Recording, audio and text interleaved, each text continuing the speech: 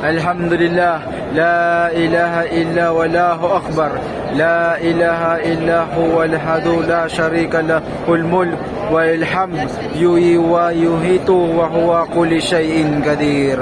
La ilaha illa huwa wahdahu anjaza wa dah wa nazara abda wa zamal anzaba wa adah.